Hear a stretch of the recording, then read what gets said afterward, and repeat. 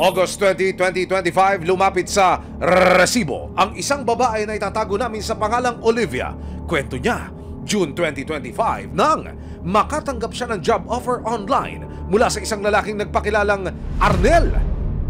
Nag-chat po siya sa pinsan ko. Nag-offer po siya na kung gusto daw po ng pinsan kong mag-escort bilang guest assistant po. Hindi naman po pwede yung pinsan ko, kaya ako na lang po ang chinat niya. Nag-offer sa akin ng 10K. Dahil hindi raw sapat ang kinikita bilang factory worker, napilitan si Olivia na tanggapin ang offer.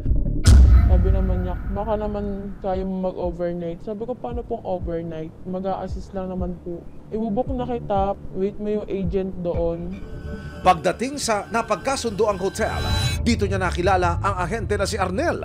Ang kliyente raw nila sa gabing iyon ay isang 50-year-old na seaman. Pero bago makaharap ang customer, si Arnel bigla na lang daw may pinagagawa kay Olivia na nagpataas ng kanyang kilay. Sabi niya, wait ka lang dyan, titignan ko lang yung kausap ko na seaman. Sabi niya, gumawa na daw po ako ng mga video. Na ako lang daw po mag-isa, yung nilalaro ko daw po yung sarili ko. At nang makita raw ng ahente ang video, aba, approve daw ito!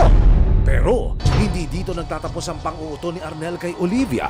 Si Arnel nag-offer ng dagdag TF kapalit daw ng pakipagtalik ni Olivia sa kanya.